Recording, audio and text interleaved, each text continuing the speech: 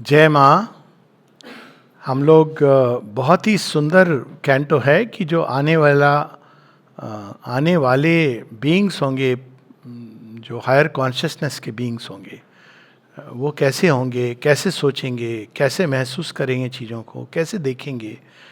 तो उसी का वर्णन हम लोग पढ़ें। और उसका जो प्रथम भाग है इग्नोरेंस से मुक्ति, तो उसमें हम देखते हैं कि जैसे जैसे इस ज्ञान का विस्तार होता है, तो एक है कि सार तत्व में ज्ञान का प्रकट होना, ज्ञान चक्षु का खुलना, और फिर धीरे धीरे उसका विस्तार होना।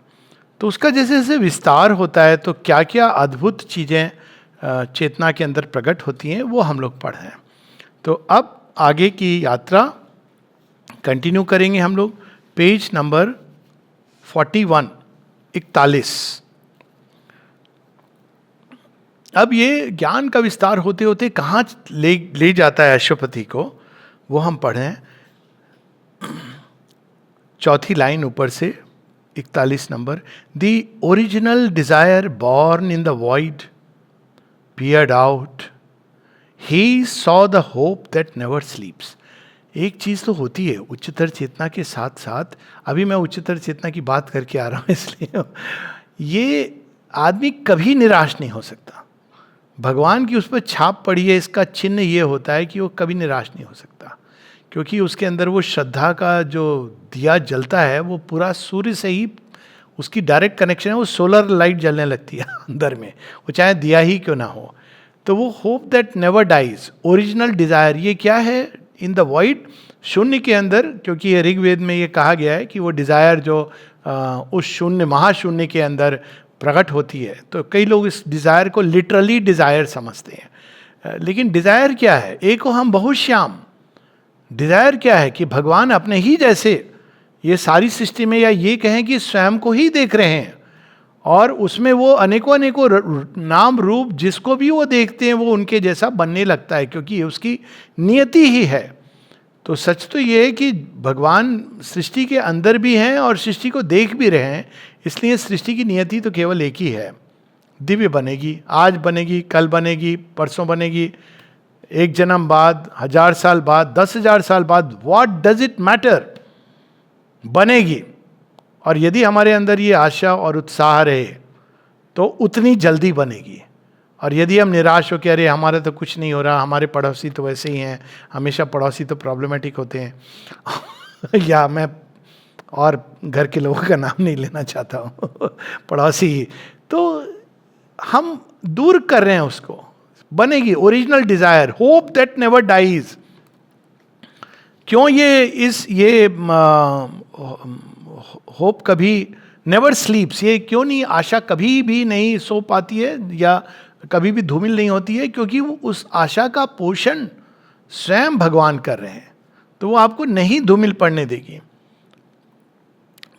The original desire born in the void peered out, he saw the hope that never sleeps, the feet that run behind a fleeting fate, the ineffable meaning of the endless dream। क्या क्या प्रकट होने लगता है।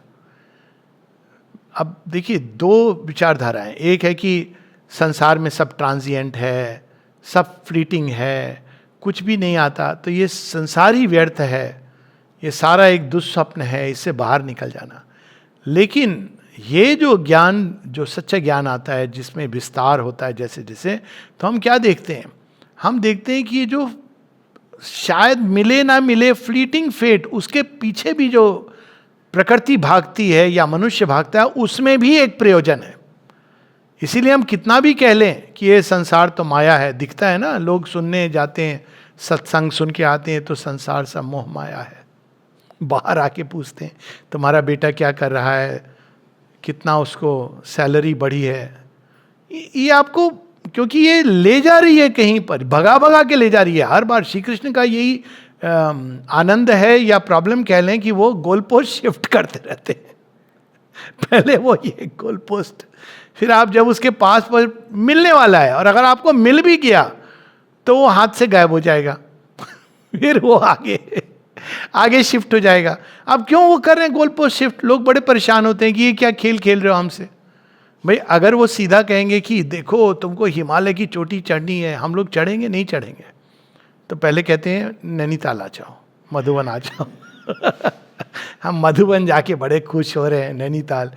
फिर वो लगता है नहीं नहीं, पूरा मजा आया नहीं, क्योंकि वहाँ से आपने देख ली वो एक और चोटी है, अब वो चोटी पे पहुँचना है। तो अब आपके अंदर थोड़ा थोड़ा करके साहस हो रहा है कि मैं चढ़ सकता हूँ 6,000 से 10,000 वाली चोटी। वहाँ गए तो कहते इसके आगे क्या है, अब आप 12,000, अगर सीधा बोलेंगे 30,000 तो हम चढ़ेंगे ही नहीं।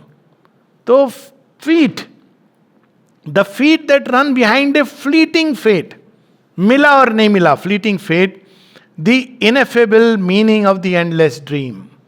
वो उसका अर्थ है, इस संसार का अर्थ है, ड्रीम का ये स्वप्न है, सच है एक दृष्टि में, लेकिन स्वप्न देख कौन रहा है? एकमात्र दृष्टा भगवान देख रहे हैं। और ये चूंकि ये भगवान का स्वप्न है, इसके अंदर अर्थ भी है। ये सब प्रकट होने लगता है अशुपति को और उन सब को जो इस चेतना से जुड़ते जाते हैं।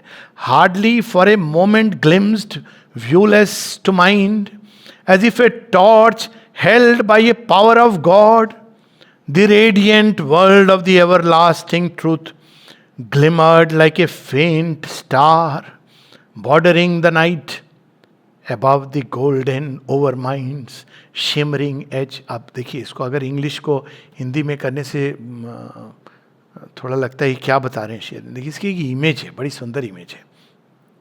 सोचिए कि रात है नीचे और अचानक आप दूर कहीं सूर्योदय हो रहा है, पहाड़ों के पीछे से, पहाड़ों के पीछे से सूर्योदय होते देखा है या चंद्रोदय। तो पूरी वैली एक साथ नहीं प्रकाशित होती है। ऐसे नहीं होता कि डॉन हुआ तो सबके ऊपर, चारों तरफ वो पर्वत हैं और आप यहाँ अंधकार में हैं और वह उसके थोड़ा सा सूर्य निकल रहा है। तो वो जो भाव होता है कि शिमरिंग एज, कि इसके परे अभी सूर्य है, अभी ये सब प्रकाशित होगा, लेकिन अभी अंधकार है। तो एज इफ ए टॉर्च, मानो अचानक वो टॉर्च कौन सी है? फेथ की टॉर्च है। उससे ये प्रतीति हो जाती है कि ईश्वर हैं, सर्वत्र हैं, दिखते नहीं, ये हमारी समस्या है। तो वो अपने आप ये चीज जागृत हो जाती। ओवर माइंड शिमरिंग एज, उसके परे, क्योंकि ओवर माइंड के नीचे तो ये है कि यहाँ पर है, वहाँ नहीं है, अभी नहीं है, पर सुपर माइंड में सर्वत्र है, सर्वव्यापी है। तो ये भाव प्रारंभ होता है, ये सत्य प्रकट होने लगता है। The radiant world of the everlasting truth, supermind है, glimmered like a faint star bordering the night above the golden overmind's shimmering edge, उसके परे वो परिलक्षित होने लगता है। Even, क्या पंक्ति है ये, even were caught as through a cunning veil the smile of love that sanctions the long game. देखिए कृष्ण जी का वर्णन हो रहा है, कनिंग वेल। अब कनिंग क्यों कह रहे हैं श्री अरविंद? वो छिपाता भी है, दिखाता भी है, आकर्षित भी करता है, लेकिन वो आप हटा नहीं पा रहे तो आपको परेशान भी कर रहा है। कनिंग वेल, और उसके पीछे किसका सैंक्शन है इस सृष्टि के प्रति? भागना चाहते हैं हम उन्हीं कन्हैया का, डिवाइन का, जो स्माइल दैट सैंक्शंस। आप कहेंगे ये इतना विकट खेल, महाभारत आपने सैंक्शन किया था। श्री कृष्ण क्या उत्तर देंगे? हाँ, क्यों? मैं नया जीवन प्रकट करना चाहता हूँ, राष्ट्र को स्थापित करना चाहता हूँ। और उनका क्या, जो मर गए आएंगे, Kaurav Pandav modern political parties के रूप में आएंगे। ये वैसे भविष्य पुराण में इसका प्रोफेसी भी है। अब मैं आगे नाम नहीं बताऊंगा कौन कौन क्या है। नहीं, अभी नाम नहीं बताऊंगा। तो आएंगे, वो ये प्रोसेस है। हम फॉर्म्स को देखते हैं कि एक जन्म में एक व्यक्ति का क्या हुआ, लेकिन यदि हम लार्जर पिक्चर को देखें, कंटेक्स्ट देखें, तो क्यों सैंक्शन किया? आज आपको लग रहा है कि कोई व्यक्ति धरा पर पड़ा हुआ है, तो वो तो व्यर्थ गया उसका जीवन। लेकिन यदि आप भगवान की दृष्टि में देखेंगे तो कहेंगे इस जीवन में मैं उसकी केवल तैयारी करवा रहा हूं। एक बार तैयार होगा तो ये ऐसा भागेगा कि सबको पीछे छोड़ देगा। इस जन्म में, ना जाने कौन से जन्म में, ये एक्चुअल स्टोरी है। आश्रम में एक गधा होता था, मतलब गधे हम सब हैं, उससे फिगरेटिव गधा नहीं, वास्तव में गधा होता था। तो उसको माँ ने देख करके सिलेक्ट किया था उस गधे को। अब सोचिए, माँ ने सिलेक्ट, कई बार यही लगता है कि जिसको भगवान ने सिलेक्ट किया।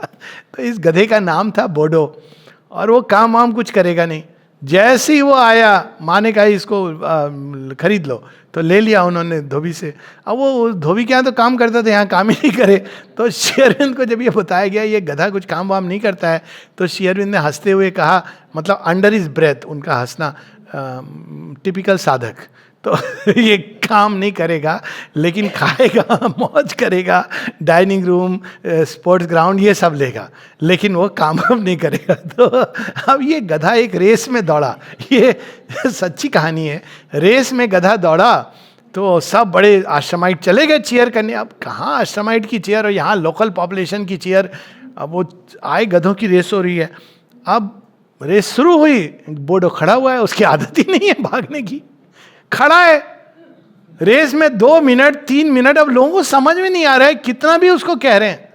अचानक किसी के दिमाग में एक बहुत ब्रेनवेव आई, उसने जोर से माँ का आह्वान किया और वो आह्वान करके कहा बोडो रन। वो ऐसा भागा कि वो फर्स्ट आया रेस में। ये रियल स्टोरी आपको बता रहा। तो ये बड़ी ऐसे यही है। आप अगर देखें जीवन में, जो कई लोगों की पास्ट लाइफ अगर देखें, जिनका कंफर्म पास्ट लाइफ है, जिनके बारे में स्वयं श्री अरविंद माता जी ने बताया, कितनी पीड़ा से वो गुजरे होंगे। इवन जैसे हम जानते हैं अमृता की, दिलीप कुमार रॉय की, एक उस समय की पीड़ा। क्या जब श्री अरविंद से अगर पता चले आपको कि अच्छा वो सारी पीड़ा मैंने इसलिए सही थी कि ये आनंद मिलेगा इनसे मिलने का, तो आप क्या कहें, oh it was all worth it. लेकिन ये ज्ञान नहीं होता है, इसलिए हम सोचते हैं कि भगवान हमें क्यों ले जा रहा है। Why he has sanctioned this game. Smile, smile क्या है उनकी, बच्चों मेरे पास आ रहे तो। और हम कह रहे हैं प्रभु अंधकार अंधकार सब छूट गए, संगी साथी जो एक भरोसा था वो भी तोड़ दिया। भगवान कह रहे हैं हाँ मैं कुछ सिखा रहा हूं, सीखेगा नहीं। इतने में वो कहता है शुरू में, हाँ मैं सीखूंगा, आई वॉन्ट टू लर्न। इतने में कोई और पकड़ लेता है, कहता है हाँ हाँ मुझे मिल गया।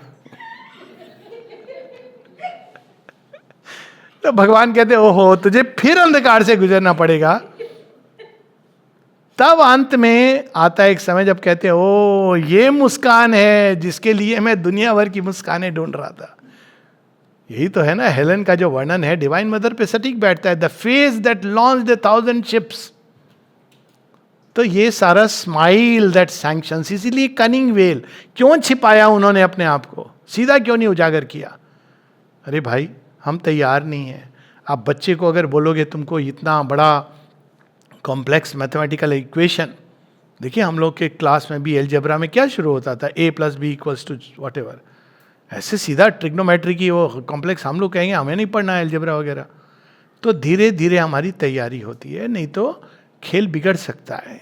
तैयार करते हैं भगवान हमको धीरे धीरे। तो यहां उसका वर्णन है। The smile of love that sanctions the long game, the calm indulgence and maternal breast। लेकिन कठिनाई के साथ साथ क्या चलता है, मैटरनल ब्रेस्ट, बीच बीच में माँ की पुचकार।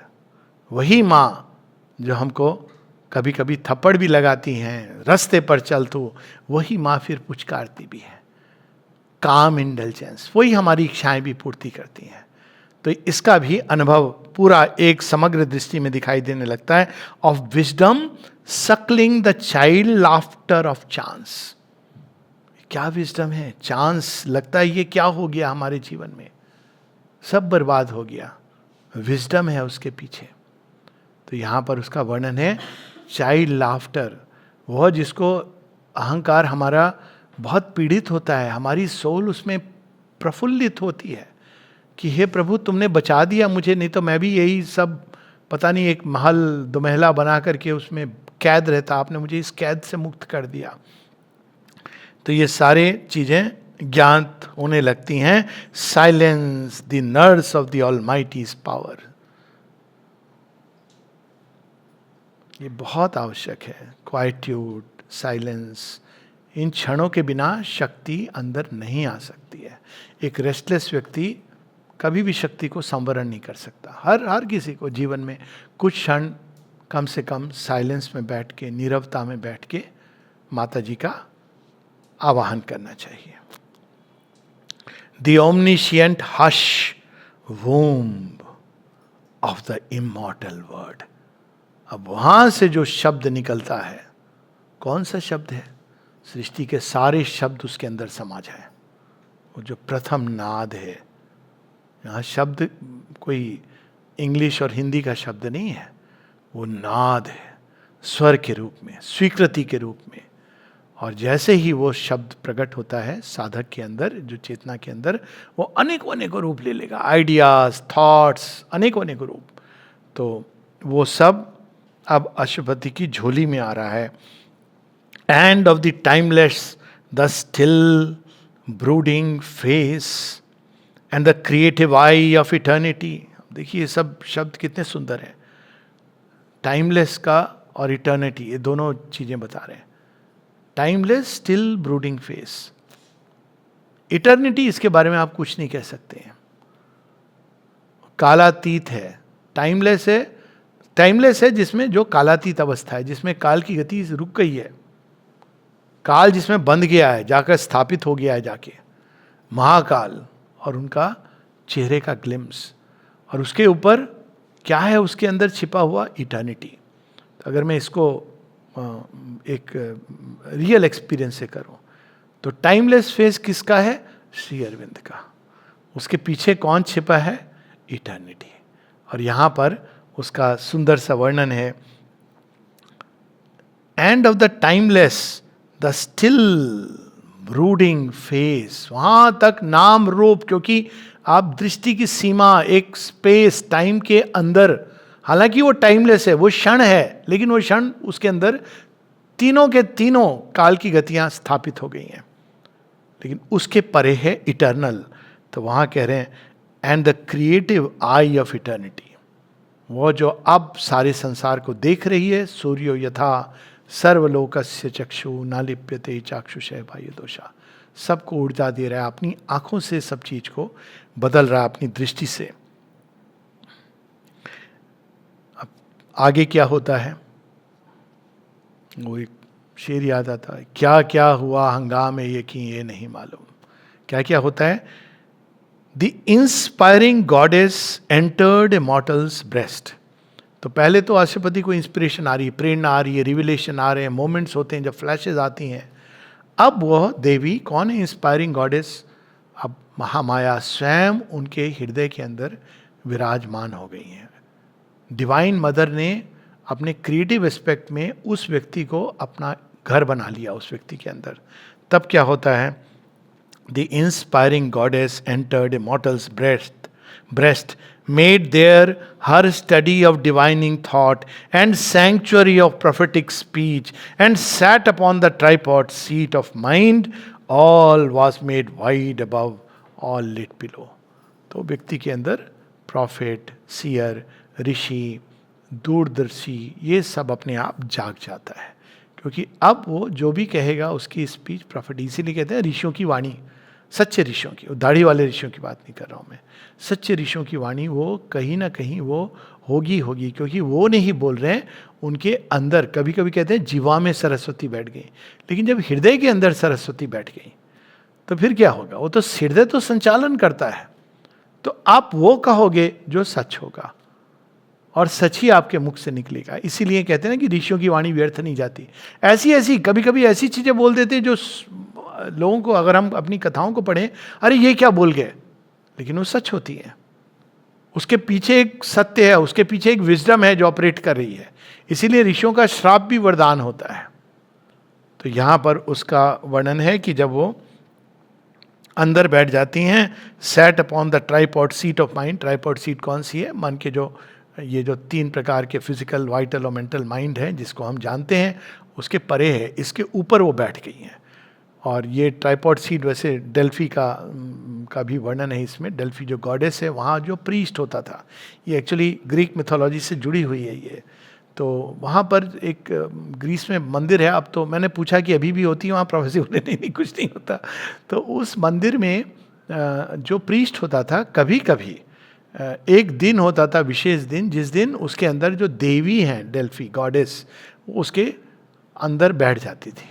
कहते हैं जिसको हम लोग माता आ जाना, हम लोग जिसको कहते हैं वो तो एक शुद्ध प्राण की देव शक्तियाँ होती हैं, देवी देवता भी नहीं। लेकिन उस दिन वो जो भी कहती थी, वो प्रीस्टेस कहती थी या प्रीस्ट कहता था, वो सच होता था। मतलब उसको कोई प्रश्न नहीं करता था, उसको निर्विवाद सत्य माना जाता था। इस पर कहानी भी है सोक्रेटिस की। तो ट्राइपॉड सीट, तो वो ट्राइपॉड सीट पर बैठती थी जो सिंबॉलिकली, और तब क्या होता है, सब कुछ दिखाई देने लगता है। जो ऊपर है छिपा हुआ होने वाला है, 1000 साल आगे की घटना दिखाई देने लगेगी। सुपरमेंटल बीइंग्स होंगे, कैसे घूम रहे होंगे, वो कैसी दृष्टि डालेंगे मनुष्य के ऊपर, बहुत करुणा वाली भी दृष्टि होगी, और कि भाई ये कितने क्रूड थे। हम लोग समझते हैं हम बड़े महान हैं, कि इतने क्रूड थे ये, चाकू लेके सर्जरी करते थे, ऐसी सी चीजें करते थे, जब देखेंगे। और नीचे जो कुछ है, प्राण जगत, पेड़ पौधे, पशु पक्षी, सब पर एक नई दृष्टि से दिखाई देगा। क्या देखेंगे वो पशु के अंदर, उसके अंदर वो देखेंगे कि इसके अंदर मनुष्यत्व जाग रहा है, और मनुष्य के अंदर, इसके अंदर दिव्यत्व की यात्रा पर है। तो अपने आप वो चीजें प्रकट होने लगती हैं। On the undiscovered depths imposed a form, lent a vibrant cry to the unuttered vast.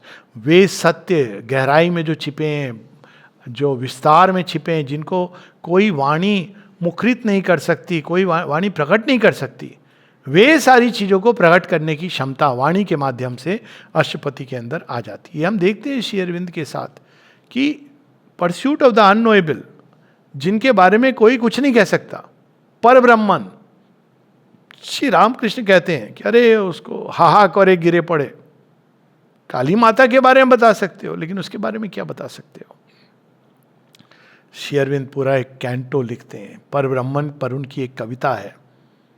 तो कैसे लिखते हैं पर ब्रह्मन को अपने अंदाज में, both time and timelessness sink in that sea, time becomes a wave, space a wandering drop. अब देखिए, आप परब्रह्मण को नहीं बता सकते हैं, ये कहा गया है स्पिरिचुअल लिटरेचर में। बट अगर आप श्री अरविंद को पढ़े, लगता है ये तो उस विस्तार और उस गहराई को सत्य शब्द दे रहे हैं, जिसके बारे में तो कहा गया था कोई नहीं बता सकता, और एकदम परफेक्शन से बता रहे हैं जगह जगह पर। तो lent a vibrant cry to the unuttered vast, and through great shoreless, voiceless, starless breaths bore earthward fragments of revealing thought, hewn from the silence of the ineffable. कहाँ से वो प्रेरणा और सत्य को पा रहे हैं? शोरलेस, उस पार। उस पार क्या है? Super mind. कौन उसके बारे में बोल सकता है? तो वो जो एक सुदूर तारा नक्षत्र प्रकाश बन के आता है ना, उसका प्रकाश आ रहा है तभी हम देख पा रहे हैं। ये थोड़ी कि हमारे आंख से कोई लाइट जा रही है, देख रही है। ये बड़ी इंटरेस्टिंग चीज है कि प्रकाश मोटिवेट करता है आंखों को फंक्शन करने के लिए। It's also useful in therapies of the eye. तो प्रकाश स्टिमुलेट्स इट टू फंक्शन। ध्वनि स्टिमुलेट करती है कानों के अंदर, इंद्रियों को मन को जगाती है। तो अगर आप सूर्य को तो देखें तो समझ आता है कि सूर्य का प्रकाश आ रहा है, दिख रहा है। लेकिन सूर्य से ज्यादा नजदीक तो वीनस है, और वीनस कभी कभी प्रकट भी होता है आकाश में, लेकिन वो कैसे आ रहा है वो दिखाई नहीं देता है। तो यहाँ उसका वर्णन है कि वो जो रेडियंस, वो जो वहाँ से जो प्रकाश आ रहा है, वो सब अष्टपति रिसीव कर रहे हैं सुदूर तारे नक्षत्रों से भी। वे सुदूर तारे नक्षत्र कौन हैं? सब कुछ है, उच्चतर देवता हैं, उसके परे सुपरमेंटल गॉड हेड्स हैं, सब है जो उस नीरव क्षेत्र से आ रहे हैं, इनएफेबल, जिसको अभिव्यक्त नहीं किया जा सकता। वे अभिव्यक्ति पा रहे थे अष्टपति के अंदर। A voice in the heart uttered the unspoken name, वो नाम जो इटर्निटी की फाउंडेशन है, इसको आज तक किसी ने नहीं कहा, वह नाम प्रकट हो रहा है। हम लोगों के लिए तो वो माँ श्री अरविंद है। तो वो नाम प्रकट हो रहा है। चूंकि श्री अरविंद और माँ ने उसको जानते हैं। अब ये कई बार कहते हैं ना कि जो डिवाइन बीइंग्स हैं उनके नाम का क्या महत्व है। तो चूंकि उन्होंने उस नाम को जो सृष्टि का आधार है उसके साथ तादात्म्य कर लिया है, तो अब उनका ये लौकिक नाम उस नाम के साथ जुड़ जाता है। तो आप उनके नाम के जरिए उस अनाम नाम को स्पर्श कर सकते हैं। ये उसका श्री अरबिंदो नामे आनंदो, क्योंकि वो अनाम, अनस्पोकन नेम, वो कौन सा नाम है। हम लोग नाम से वर्ड ढूंढते हैं ना, पर कोई कोई ऐसे नाम होते हैं, दृश्य होते हैं जिनको आप नाम नहीं दे सकते, पर कुछ है और उसको वो रिसीव करते हैं। इसीलिए आप श्री अरविंद के बारे में तो स्पष्ट रूप से माँ ने कहा, Shri Aurobindo is the full name, आप कट करके नहीं कर सकते हो, भगवान का नाम है। द्रौपदी श्री कृष्ण का नाम। तो ये जो अवतार होते हैं जो नाम को प्राप्त कर सकते हैं, उनका नाम भी अपने आप में उस अनाम को संबोधित करने लगता है। A dream of seeking thought, wandering through space, entered the invisible and forbidden house. The treasure was found of a supernal day. Forbidden house कौन सा है? Super mind. आप वहाँ ईगो के लेश मात्र के साथ नहीं प्रवेश कर सकते, भस्म हो जाएंगे। मामा खेपा की कहानी है ना वही, कि मैंने उनको श्री अरविंद को वहां जाते देखा जहां पर कोई नहीं जा सकता। आप ग्लिम्स कर सकते हो दूर से, अच्छा ये है, आप उसमें प्रवेश नहीं कर सकते, फॉरबिडन है।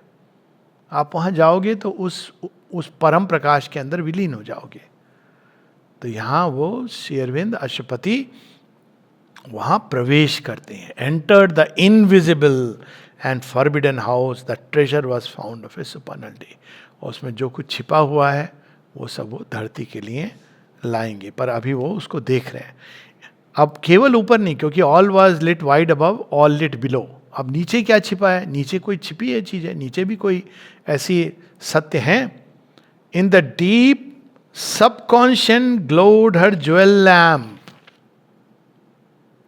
lifted, it showed the riches of the cave, where by the miser traffickers of sense, unused, guarded beneath night's dragon paws, in folds of velvet darkness draped they sleep, whose priceless value could have saved the world.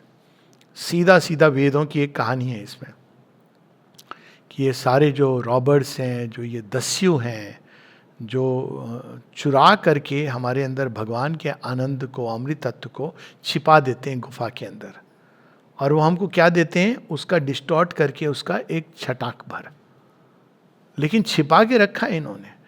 अब यहाँ पर क्या है? जो हमारी, मतलब it's a very bold statement, जो निम्नतम वृत्तियां हैं उसमें भी एक दिव्यता का सत्य छिपा है, दिव्यता की शक्ति छिपी है, लेकिन हम उसको नहीं जानते हैं, अनभिज्ञ हैं। वो ट्रैफिकर्स ऑफ द सेंस, वो सेंस के माध्यम से कहते हैं अच्छा थोड़ा ले लो, लेकिन वो जो आता है वो वास्तव में बहुत ही उसका डिस्टॉर्टेड रूप है। अब श्री अरविंद के अगर रिकॉर्ड्स ऑफ योगा पढ़ो तो उसमें एक शब्द आता है, उसका नाम है काम आनंद, शरीर आनंद, मैथुन आनंद। यह आनंद किसी व्यक्ति के साथ नहीं है, ये व्यक्ति के अंदर स्वतः जागृत हो रहे हैं और उसको अनुभव कर रहा है। It's an experience. Even Shri Ramakrishna Paramahamsa इसको पासिंगली मेंशन करते हैं, और जब मैंने जो पहली बार पढ़ा था उसको पासिंगली, मैंने कहा ये क्या है, ये कैसे संभव है? यही तो तांत्रिक जो लेफ्ट हैंड पाथ के प्रयास कर रहे थे वो गिर पड़े, क्योंकि उनको उसका श्री अरविंद कहते हैं बोल्ड एफर्ट। तो इस अंधकार में वे चीजें भी जिसको हम कहते हैं कि ये खराब हैं, बुरी हैं, उनके अंदर भी अब एंगर बुरा है, लेकिन एंगर के अंदर क्या छिपा हुआ है? वो रौद्र भाव निकल गया तो वो सृष्टि को बचा सकता है। उसके अंदर वो शक्ति है जो किसी का भी सामना कर ले। किसी भी आप भाव को देख लीजिए, महत्वाकांक्षा, एम्बिशन इज बैड, लेकिन इसको क्या कहेंगे जब स्वामी विवेकानंद से श्री रामकृष्ण परमहंस पूछते हैं कि ये लोग ब्रह्म के बारे में पूछ रहे हैं, कुछ बताओ तुम्हारा इसके बारे में क्या मंतव्य है, और वो कह रहे हैं डिसाइपल, देखना ये क्या उत्तर देगा।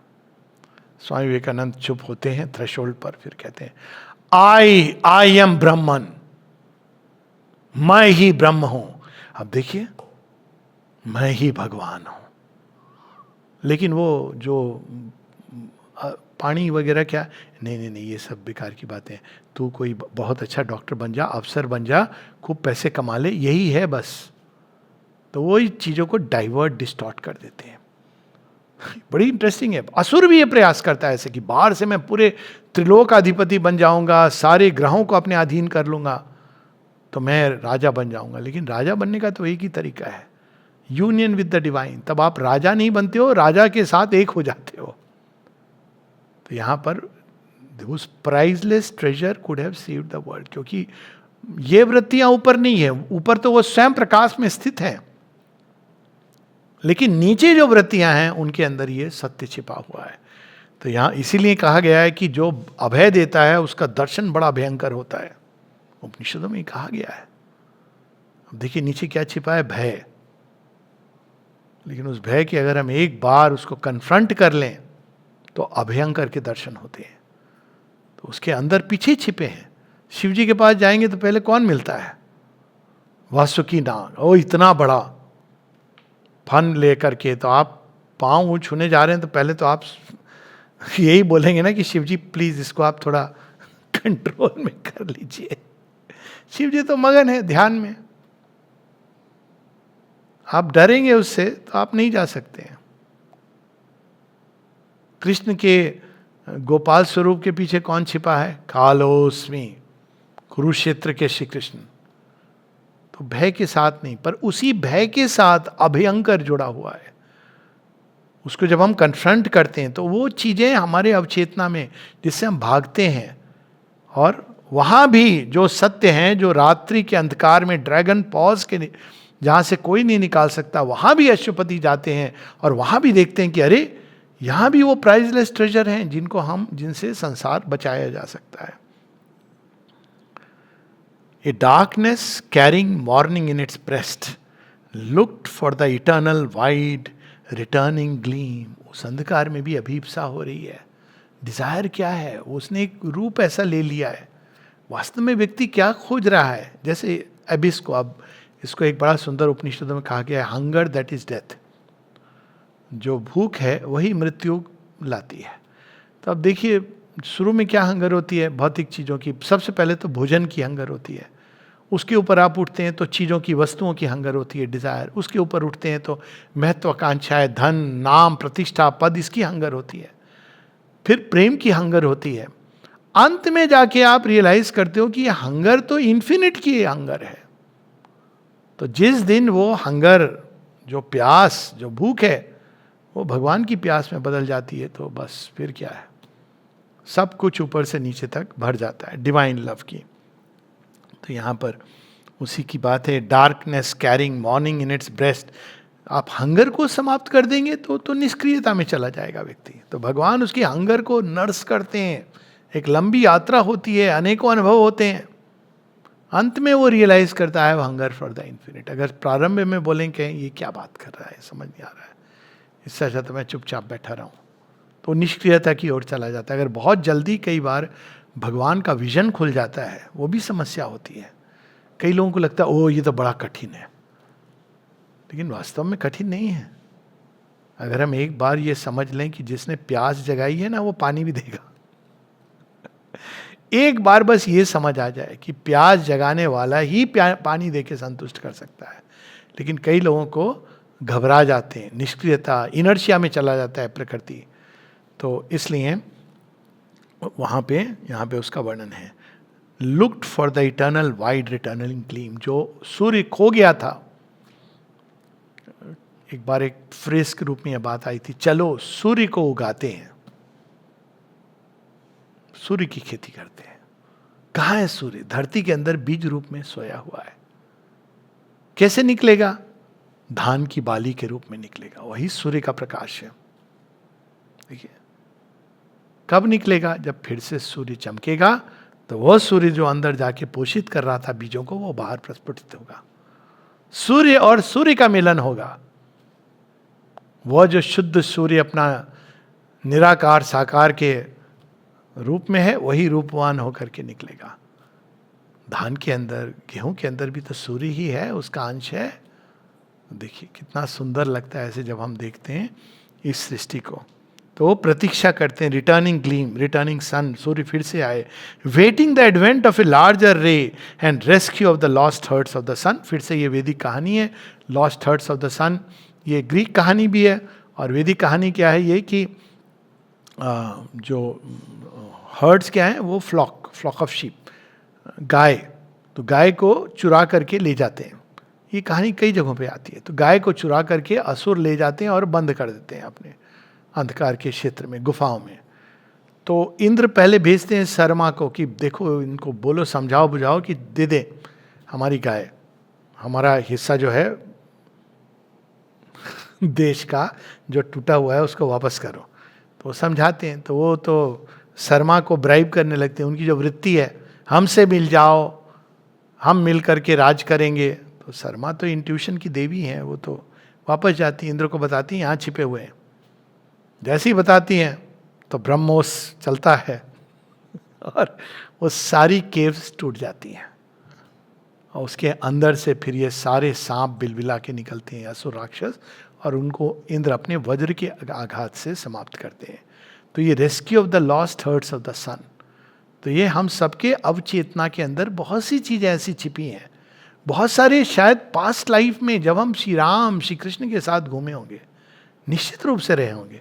अरे पत्थर ही रहे होंगे साइड में, कहीं पर पांव रख दिया होगा उन्होंने, गिलहरी रहे होंगे, बंदर भालू रहे होंगे। उन सब की चेतना में जो स्पर्श मिला होगा वो अचानक जागृत हो जाता है। वो सारी केवल स्मृति के रूप में नहीं, बल्कि उसके अंदर जो सत्य था, जो गेन किया था हमने, तो वो सब उसका वर्णन है। Lost hertz of the sun in a splendid extravagance of the waste of God, dropped carelessly in creation's spendthrift work, left in the shanties of the bottomless world, and stolen by the robbers of the deep, the golden shekels of the eternal lie. देखिए वो shekels, जो गिनतियाँ carelessly लुटा दिया भगवान ने। कैसे लुटाया होगा carelessly? अब इसको कहानी से हम समझें। कृष्ण ने आते जाते किसकी तरफ देखा, कौन मुस्कुराया, कौन सी गोपी प्रसन्न हुई, किसके मन में ईर्ष्या भाव आया, चले गए श्री कृष्ण केयरलेसली लुटा के। अब वो धीरे धीरे पोषित हुआ, भक्ति के रूप में प्रकट हुआ। न जाने किस जन्म में वही कोई गोपी मीराबाई बन के आई। अब श्री अरविंद ने तो कैसे लुटाया है। अगर हम देखें, श्री अरविंद माता जी ने तो बिना कुछ पूछे हुए लुटाया है। कोई fitness unfitness, mother has not asked, not taken any test. लोगों ने स्वीकार किया, नहीं स्वीकार किया, वैल्यू किया, नहीं वैल्यू किया, लेकिन वो चीजें व्यर्थ नहीं गई हैं। वो जहां पहुंचनी है वहां भी पहुंचेंगी, और जिनको दिया गया उनके अंदर भी वो जागृत होंगी, आज नहीं तो कल। एक बार मुझे ऐसी किसी साधक के घर में झाड़ू लगा करके किसी ने वेस्ट किनारे रख दिया था, उसमें इतने सारे माँ के साइन किए हुए सर्टिफिकेट्स मिले। मेरी अपनी अचानक ध्यान चला गया, पता नहीं क्यों। मैं उस कॉरिडोर से अचानक, मैंने कहा इसमें क्या है, तो उसके अंदर इतने सारे सर्टिफिकेट मिले हुए थे, ऐसे फिके हुए, माँ के ओरिजिनल साइन के। तो देखिए ऐसे रॉबर्ट्स ऑफ द डीप, वो जो काम करती थी उसने उसको झाड़ू बुहारू करके कर दिया, उसके लिए सब बराबर। कूड़ा कचरा वो मिस हो जाता, वो तो उठा करके कचरे की पेटी में जाता। तो ये सारी चीजें जो भगवान लुटाते हैं धरती के ऊपर, अब हो सकता है उस समय लोग नहीं रिसीव करें। अमृतदा की कहानी है ना, जब माँ फेंक रही है टॉफी, माँ तो बहुत सारे खेल खेलती थी, तो एक खेल था वो टॉफी फेंकती थी और पकड़ दें लोग, तो अमृतदा उसको ऐसे पकड़ते थे ऐसे से करके। तो लोगों ने कहा तुमको एक टॉफी भी पकड़नी नहीं आती है क्या अमृत? तो अमृत कहते टॉफी तो मैं पकड़ लूं, लेकिन माँ केवल टॉफी तो फेंक नहीं रही है, वो तो टॉफी के साथ ना जाने क्या क्या फेंक रही है, मैं वो सब पकड़ना चाह रहा हूं। सच है, माँ ने तो लुटाया है खजाना। सच ये है कि लोग उसकी वैल्यू नहीं जानते, पर क्या वो वेस्ट है? नहीं, वो अपना काम कर रहा है, जहां है, जैसे है, आगे जा रहा है और हाथों में जा रहा है। और उनके अंदर भी जिनके पास, जिन्होंने उसका स्पर्श भी मिला, वो तो एक्टिवेट कर दिया उसने। तो यहां पर उसका वर्णन है, in a splendid extravagance of the waste of God. जब भगवान आते हैं ना, खुले दिल से देते हैं। माँ का म्यूजिक देखिए, चित्र माँ ने जैसे दिए हैं, बुक साइन कर करके कल्पना करें हम, क्या नहीं, इंटरव्यू टाइम। कोई उनसे पूछता, माँ ये तो मूर्ख व्यक्ति, इसको आप क्यों दे रहे हैं, ये तो बाहर जा करके कुछ और। माँ विदाउट एनी क्वेश्चनिंग, माँ कहती जो मेरे पास आता था मैं उसको बाथ ऑफ द लॉर्ड दे देती थी। इसको कहते हैं खजाना लुटाना। तो एक्स्ट्रावेगेंस। अब कई लोग बोलेंगे कि वो क्या हुआ उन लोगों का, डोंट वरी, अंदर में चला गया है, बीज पड़ गया है, निकलेगा तब जब राइट सीजन आएगा। किसी में सीजन जल्दी आता है, किसी में देर से आता है। कोई भूमि ज़्यादा कड़ी है, रॉक लाइक है, और कोई भूमि तैयार है।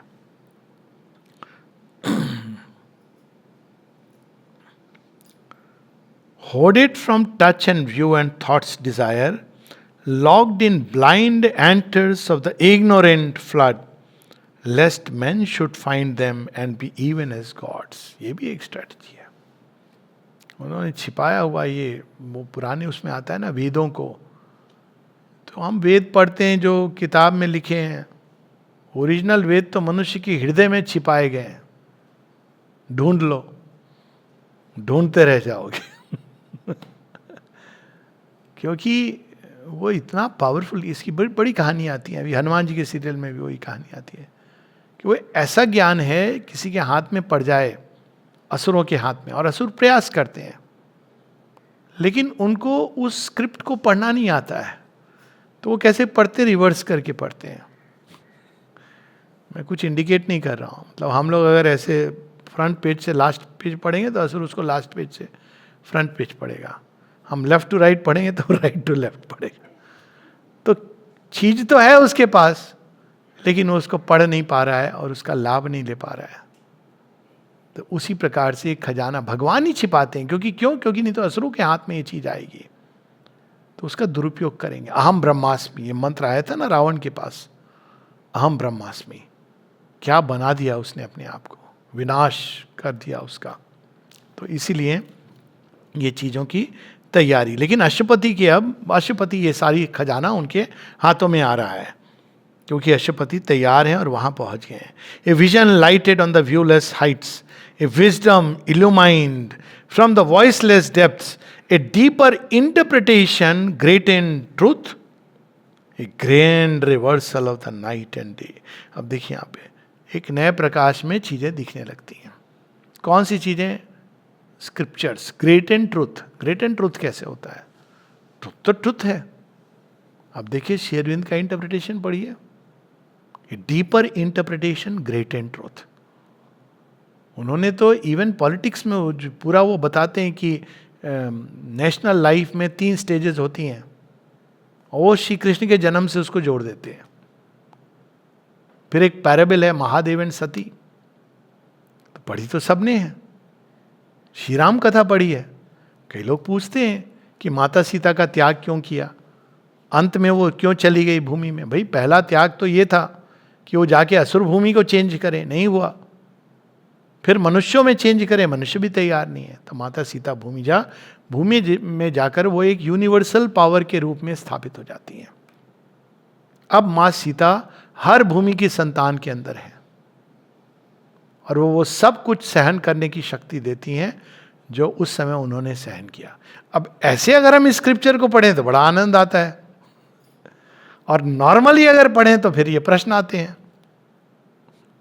तो यहां पर ग्रेटर इंटरप्रिटेशन, तो देखिए वो इंटरप्रिटेशन कैसे वो प्रकट होने लगता है।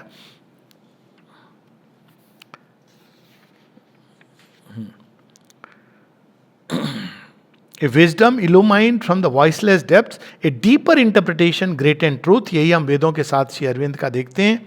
वेद रहस्य जिसको लोग कई बार स्वीकार नहीं कर पाते हैं क्योंकि वो ट्रेडिशनल तरह से देखना चाहते हैं. A grand reversal of the night and day. ये तो लिखी है हमारे भगवत गीता में भी. क्या, या निशा सर्वभूतानाम तस्य जागृति संयमी. इसको लोग कहते हैं रात हो गई सो जाओ. ये बाहर की रात की नहीं बात कर, रात को सोना चाहिए लेकिन जिसमें सब लोग सोए हुए हैं, भगवान हाँ हैं, 2 मिनट बात करेंगे आप, इंटरेस्ट तो क्या होगा. तो आप जनरल कन्वर्सेशन में कहीं, हम लोग तो बड़े फॉर्चुनेट हैं कि एक देव संघ मिला हुआ है, वरना क्या होता है. हमारे एयरफोर्स में तो मैं जानता हूँ अच्छे लोग हैं, लेकिन अगर भगवान की बात आपने कर ली लगे पार्टी में, तो थोड़ा मुस्कुरा के, अच्छा बाय द वे आज पता है डिनर में क्या मिलने वाला, ये बात वहाँ चली जाएगी. तो बात निकलेगी तो दूर तक जाएगी. तो चुप रहो अपना जो भगवान के साथ प्यार है उसको अपने तक रखो. वो महसूस होता है कि थोड़ा पागल है ये लेकिन उसको, तो ये क्यों है? क्योंकि ये मनुष्यों के लिए वो रात है. वो सोचते हैं तो बेकार की चीजें हैं, और वह जो मनुष्यों के लिए दिन है, जो योगी है वो कहता है हे प्रभु, इस महाअंधकार में जी रहे हैं ये शहर में रहने वाले लोग, इसी में रत हैं, इन्हीं कामनाओं वासनाओं को जीवन समझते हैं. छोटे नारायण जी ने वो कहानी ना, एक सेठ जी ने उनको हायर नहीं किया, बोला आप तो बहुत अच्छे लेखक हैं, थोड़ा हमारी आत्मकथा कृपया लिख दीजिए. वो तो ज़्यादा फकड़ जैसे थे, किसी घर जाके ठहर गए तो वहाँ 15 दिन रुक गए, 1 महीना रुक गया. उनको कोई चीज़ से बंधे नहीं थे, कोई कायदा कानून ना आश्रम का भी नियम उनको नहीं बात. क्यों? उनको माता जी ने कहा था he is reading and writing and speaking on Shri Aurobindo, let him continue. तो कोई कुछ कह भी नहीं सकता है. तो सेठ जी उन्होंने 15 दिन बाद पूछा कुछ लिखा आपने? कहते हैं हाँ थोड़ा थोड़ा लिखा है. अब बहुत ही फ्रैंक. सो उन्हें कहा थोड़ा सुनाइए, बड़े डर के कि अब कुछ उनकी वाणी में जब मेरी प्रशंसा होगी. तो छोटे नारायण ने शुरू किया. एक कीड़ा था, बहुत बड़े महल में रहता था 4-5. कहते आप ही किसके बारे में लिख रहे हैं? कहा किसके बारे में लिख रहा हूं? आप ही तो बोले थे कि आपकी आत्मकथा लिखूं. आपकी कथा में है क्या जो मैं लिखूं? यही कि आपने महल बनाया, खूब पैसे कमाए, कौन बनेगा करोड़पति खेला, तो बच्चे पैदा किए, उनको खूब हार्वर्ड भेजा. ये कोई कहानी है? पशुओं की भी यही कहानी है. थोड़ा आपकी डिग्री अलग हो गई. देखिए नाइट, लोग कितना मजा लेते हैं इसमें. मेरा बच्चा तो बहुत पढ़ लिख के पता नहीं क्या बन गया. तो ये जो एटलांटा चला गया लेकिन वहां से हमको नहीं मानता. भगवान किसी और को मानता है, उसको मानना तो हमको चाहिए भगवान. अब ये देखिए, ये इसको लोग grand reversal of the night है. वैल्यूज बदल जाती हैं. तभी तो बुद्ध क्या कहते हैं कि संसार में यूनिवर्सल पीड़ा क्यों है.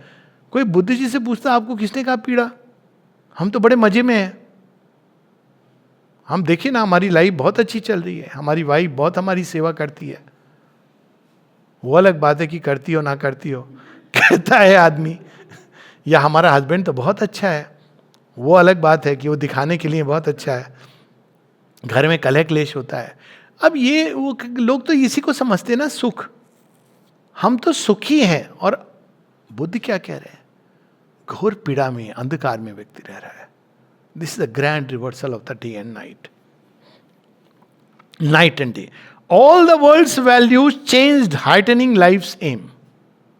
सारी वो वैल्यू जिनको लोग बहुत वैल्यू दे रहे थे, उसकी मूल्य समाप्त हो गया. A wiser word, a larger thought came in than what the slow labour of human mind can bring. इस बात को मानव मन कोई एनालिसिस से नहीं समझ सकता. ये तो ऊपर से टपकता है प्रकाश की तरह, तब आपको दिखने लगता. अरे उसको कोई लॉजिक से नहीं समझ सकते. लोग पूछते हैं अच्छा काम क्यों छोड़ा, नौकरी छोड़ दी तो ये क्यों कर रहे हो, और एक नौकरी। यहाँ भी लोगों ने मुझे बताया कि भाई यहाँ क्यों नहीं कर लेते हो, यहाँ तो 3 लाख 4 लाख मिल जाए। मैंने कहा यही करना था तुम्हें, एयरफोर्स में तो बहुत अच्छा था, वहाँ तो पैसे थोड़े कम मिलेंगे लेकिन मान प्रतिष्ठा मिलती है। तो यहाँ कि अगर यही करना है, लोग पूछते हैं, हर तरह के आपके पास टेम्पटेशन आएंगे, क्योंकि उनको यही लगता है कि यही अल्टीमेट ट्रूथ है। तो उनको ब्लेम नहीं कर सकते, वो तैयार नहीं है। तो थॉट लेबर करके इसको नहीं जान सकता, क्योंकि लोग बाहर से देखते हैं। अगर आप बोलो हम आश्रम में चले गए तो लोगों को लगता है अच्छा आश्रम में क्या मिलता होगा, तो आप बोलोगे हम छोटे से कमरे में रहते हैं, अच्छा हस्बैंड वाइफ भी अलग अलग रहते हैं, तो और उनको समस्या। फिर अंत में उनको लगता है कुछ तो मिलता, कोई तनख्वाह उनका मिलती नहीं, तनख्वाह भी नहीं मिलती है, शांति मिलती होगी। आप उनको भैया हमको तो अलग तरह का आनंद मिलता है जिसकी आप कल्पना नहीं कर सकते, वो वाली शांति नहीं जो आप चुपचाप बैठ के शांति समझते हो। तो हमको तो युद्ध मिलता है और युद्ध में शांति मिलती है। तो एनीवे, तो ये सारी चीजें अष्टपदी के अंदर ए larger thought, a wiser word, a larger thought came in than what the slow labor of human mind can bring. A secret sense awoke that could perceive a presence and a greatness everywhere. लोग कहते कहाँ है भगवान, मेरा सब छीन गया।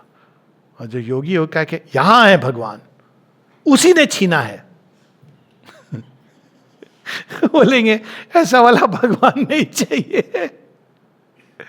सच है, यही तो अंतर है। वो जो रानी से दासी ने कहा, हे रानी बहुत उल्टा पुल्टा हो गया, आपका शीशा जो आप चीन से लाई थी वो टूट गया।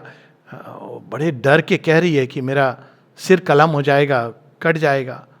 रानी भारतवर्ष के स्पर्श में आके, ईरान की रानी, वो थोड़ा इंडियन टच मिल गया था, योग की तरफ मुड़ गई थी। कहती अच्छा हुआ, एक्चुअली रोज ये मुझे झूठ बोलता था। मैं इसमें जब देखती थी स्वयं को तो मैं कहती थी मैं कितनी सुंदर हूं, शीशा तो वही प्रतिध्वनित कर रहा था, ये झूठा चला गया, अच्छा हुआ, खूब शुद्ध। आईना शिकस्त, सामान्य खुद बीनी शिकस्त। वो आके कहती है अरबी में, कहती है रानी बेगम शीशाए चीन शिकस्त, चीन का शीशा टूट गया। तो बेगम कहती हैं खूब शुद्ध, बहुत अच्छा हुआ। सामाने खुद बीनी शिकस्त, खुद को निहारने का जो सामान था टूट गया, अच्छा हुआ। तो बोला है ना किसी और, भला हुआ मेरी गगरी टूटी मैं पनिया भरन से छूटी रही। भला हुआ मेरी गगरी फूटी मैं पनिया भरन से छूटी रही। जो लेबर है जिसमें हम लगे रहते हैं, तो उससे ए presence and a greatness everywhere. यही शेरविंद दर्शन करते हैं ना झील के अंदर, वासुदेवम सर्वमिति। The universe was not now this senseless world borne round inert on an immense machine. ये देखिए गीता की भाषा है। गीता क्या कहती है, जब ज्ञान में व्यक्ति रहता है तो वो मशीन की तरह उसका यंत्रवत जीवन चलता है। और कौन चला रहा है, लेकिन चला श्री कृष्ण है। तो कहते हैं सबके हृदय में स्थित, mounting on the wheel of ignorance people are moving. और क्या कहते हैं, यंत्रारूढ़िनी माया। वो उसको यंत्र, वो व्हील पर चल रहा है, लेकिन मक्खी जो व्हील पर बैठी है उसको लग रहा है मैं चला रही हूं इस चक्के को और कितनी दूर आगे जा रही हूं। फिर क्रश हो जाती है तो कहती है अरे मेरे साथ ये क्या हो गया, मेरे में तो इतनी शक्ति थी। उसको पता नहीं है व्हील कोई और चला रहा है, तो उसके ऊपर केवल बैठी है, उसकी गति में जा रही है। तो यहाँ सृष्टि का एक अर्थ समझ आने लगता है। It cast away its grandiose lifeless front. Lifeless front, grandiose जड़ प्रकृति, कोई भी चीज जिसमें जीवित ना हो। ए मैकेनिज्म नो मोर और work of chance but a living movement of the body of God. तो ये यहाँ श्री कृष्ण की इस बात को पूर्ण करते हैं शेरविंद। ये बहुत अद्भुत है, क्योंकि श्री कृष्ण इसको ऐसे ही बताते हैं। मुझे याद है कि जब मैंने ये लाइन पढ़ी थी मुझे भी थोड़ी समस्या हुई थी। मैंने कहा ये क्या बात है, वो कह रहे हैं कि मैं सबके हृदय में विराजमान हो करके यंत्रारूढ़िनी माया, मेरी माया रूपी यंत्र पर बिठा करके घुमा रहा हूं। भाई क्यों कर रहे हो आप ऐसा हमको? पर जब ज्ञान आता है तो लगता है वो केवल ऐसा नहीं है, वही घूम रहे हैं, वही व्हील भी हैं, वही हमारे साथ हैं, और ये हमको आगे ले जा रही है, बहुत आगे। तो वो लाइफलेस मूवमेंट नहीं है। हमको ऐसा लगता है कि चांस है, फेट है, लेकिन fate is the work of an all seeing will. A spirit hid in forces and in forms, हर चीज के अंदर एक भगवान की दिव्यता, भव्यता, शक्ति छिपी है। Was the spectator of the mobile scene, the beauty and the ceaseless miracle lit in a glow of the unmanifest, the formless everlasting moved in it. ये सारी जो गति है, ये देखिए ईश उपनिषद का वाक्य, श्रीअरविंद अपने अंदाज में कह रहे हैं, ईशावास्यमिदं सर्वम यत्किंच जगत्याम जगत। अब वो क्या कह रहे हैं, ये जगत्याम जगत भी मैं ही हूं। ये जो मूवमेंट है वो भी भगवान है, दिव्य है, दृष्टा भी है, सृष्टा भी है, शांति भी है और गति भी है, विश्राम भी है, युद्ध भी है। अंतिम 4-5 पंक्तियां, seeking its own perfect form in souls and things. क्यों हो रही है ये गति? इस गति के माध्यम से कुछ क्रिएट हो रहा है। स्वयं को ही भगवान संसार में ऑब्जेक्टिफाई कर रहे हैं। हम सब उन्हीं का सीमित रूप है, लेकिन उनकी जो प्लान है हम सबको वही अपने आप को, वह जो अरूप है हम सब के अंदर रूपवान बनता है, वह जो अनाम है हम सब के अंदर नाम धारण करता है, वो जो गुणातीत है हम सब के अंदर अपने गुणों को अभिव्यक्त करता है। यहां पर उसका वर्णन है, seeking its own perfect form in souls and things.